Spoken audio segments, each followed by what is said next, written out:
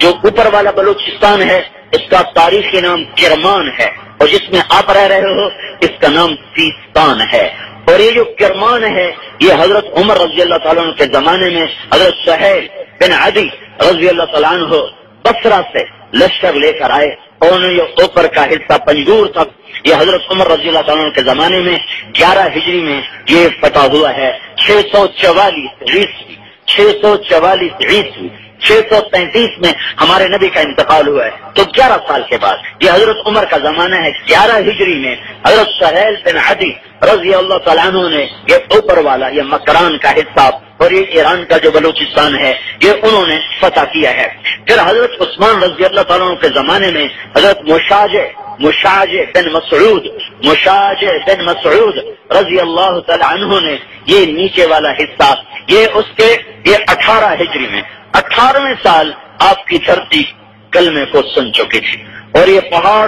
تو ویسے کھڑے نا، یہ تو نہیں بدلے۔ ان پہاڑوں نے اپنی وادیوں میں صحابہ کے لشکر کو گزرتے دیکھا ہے، اور یہ جو آپ کے شہر کا نام ہے خزدار، یہ پہلی صدی میں بھی اس کا نام خزدار ہی تھا، یہ نیا شہر نہیں ہے، یہ صدیوں پرانا شہر ہے، اور اس کا صحابہ کے دور میں بھی نام خزدار ہی تھا، یہی نام تھا، اور یہاں صحابہ کے لشکر کا پڑاؤ ہوا ہے، اور یہ خزدار اس زمانے میں بھی آباد تھا،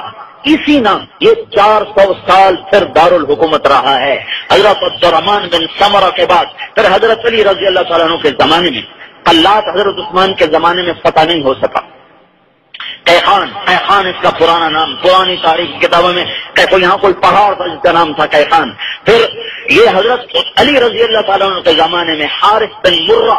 رضی اللہ تعالیٰ عنہ نے قلات کو فتح فرمایا ہے۔ یہ خلفائے راشدین کے زمانے میں آپ کا سارا علاقہ فتح ہوا ہے، اور خلفائے راشدین کے انوارات اس علاقے میں پھیلے ہوئے ہیں۔ آج بھی آپ لوگوں میں سادگی ہے، شفاکشی ہے، سخاوت ہے، قناعت ہے، یہ وہ صفات ہیں جو کہیں بھی نہیں ہیں، اللہ نے آپ کو دی ہیں۔ ہمارا پنجاب تو حرص و حوث کی پٹی بن چکا ہے، انسان نہیں ہے، لومڑیاں ہیں یا بھیڑیاں ہیں جنہیں یا کھانا ہے یا لوٹنا ہے یا لوٹ مار کرنی ہے یا دھوکہ فراڈ ہے۔ آپ کے پاس اسباب زندگی تو تھوڑے ہیں، بس تمہاری دھرتی کے نیچے صحابہ سوئے ہوئے